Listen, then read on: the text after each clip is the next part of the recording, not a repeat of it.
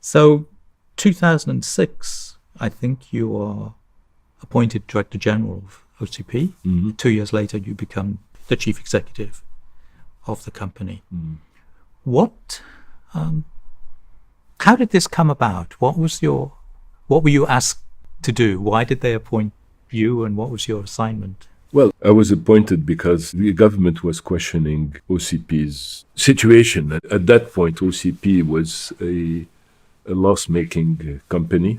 In fact, it wasn't a company, it was a parastatal. So the O used to stand for office, but had been in a difficult situation financially for the previous years. And that wasn't in kilter with the size of phosphate reserves in Morocco. So there was a question on why was that the situation, and knowing that I was a bit on the a man of challenges, or maybe a bit crazy on accepting challenges, they asked me to look at the situation and say whether I was willing to try to resolve the problem, and that's a challenge they knew I couldn't refuse. So what was wrong with the company? So Morocco is sitting on, I understand, some ridiculously high percentage of the world's phosphates, so 70% or something. How could it manage to be a loss-making entity? Well, that's obviously the first question we ask ourselves. The answer was a combination of things, but mainly the fact that the company had stayed predominantly in the mining business and was selling the ore, the phosphate, what we call phosphate rock, basically to its core business was selling phosphate rock, and was certainly not profitable in that the price of phosphate had remained very stable, even in nominal dollars, for 30 years. And as you can imagine, the costs were not stable. So in real dollars, we were in a business where our main product was in real terms going down in terms of price, in real dollar terms.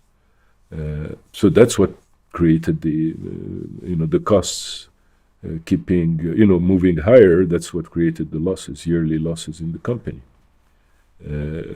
So we initially also looked at whether mismanagement or not. We even my first move was to ask Kroll, you remember the company who audited Enron, to look at to do some forensic work, and there was absolutely no mismanagement. Their report was, no, you have a lack of strategy. This is a company that doesn't have a clear strategy, but there is absolutely no mismanagement.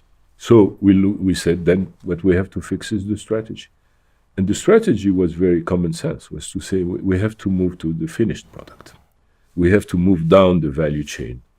And become and move in the business of our clients, which is fertilizer, which is plant nutrition. So we decided that the only way out was to add value in the country to the phosphate rock and produce various things that are finished products out of that phosphate rock. And the rest is history. We were able to invest massively in fertilizer production and get the company out of its situation rather quickly.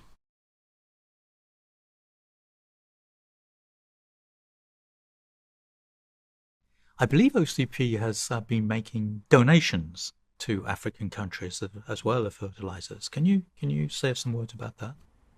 Again, you have to put this in the backdrop of what we have done over the past 8 to 10 years in Africa, which is customize the fertilizer, working locally to formulate also the right type of fertilizer, and not just the right type, but the right practices, not applying all the nutrients at the same time, and so on and so forth.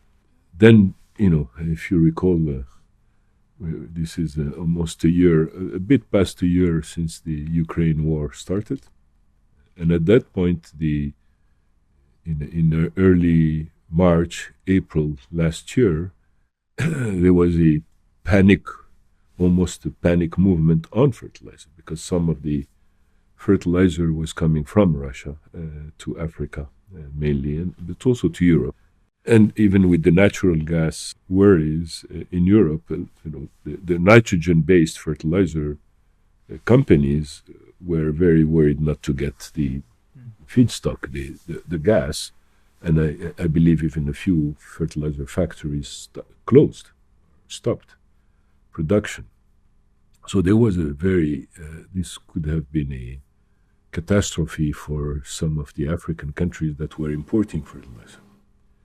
So at that stage, also the nitrogen prices were going through the roof because of the gas prices, if you recall. And so we reach way beyond the affordability point for some African farmers, the small farm holders, the farmers, the individual African farmers were almost could not afford fertilizer. So what we did is a program of donation targeted to the small holder in various African countries. So I forgot how many, but probably a good 20 countries. We've done targeted donations to fertilizer, and usually the customized fertilizer, by the way, to the small holder farmer. But this was part of a bigger program, the donation part, which is committing to serve the whole African demand if we had to.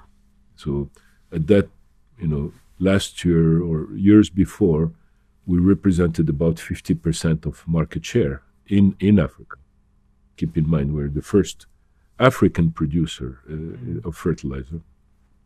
Many other African countries have phosphate, but haven't invested in fertilizer production. They export that phosphate to other producers in the rest of the world. So we had about 50% market share in Africa.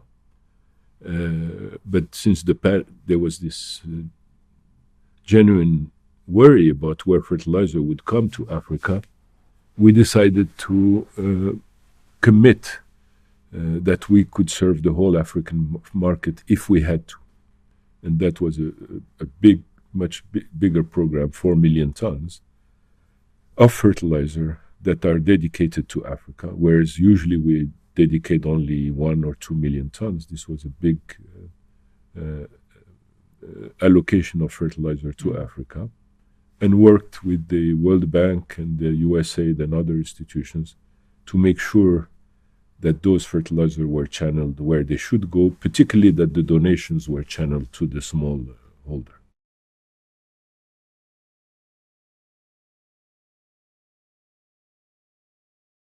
Usually we associate the use of fertilizer as a necessary evil because fertilizer account for about 50% of world food production.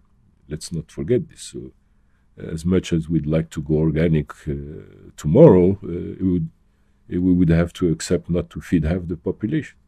But usually because of this overuse of nutrients in specific places and at specific times, fertilizer are associated with environmental degradation. It doesn't have to be again. If we go through the customization process, monitoring in real time the nutrient content of the soil and the plant, and only feeding the soil and the plant the right amount of nutrient at the right time, this should be completely avoid all the negative impact.